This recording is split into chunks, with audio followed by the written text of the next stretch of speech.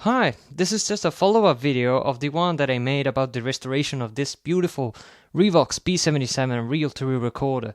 This machine is not just beautiful to watch, but it also sounds incredibly good. So in this video I just wanted to let you hear the sound of tape and the sound of this particular machine.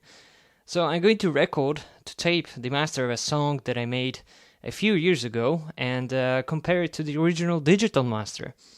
I'm going to switch a few times back and forth the two versions so you can hear the difference, and then I'm going to let you listen to the whole song from the tape. So without further ado, let's play the song. Enjoy and thanks for watching.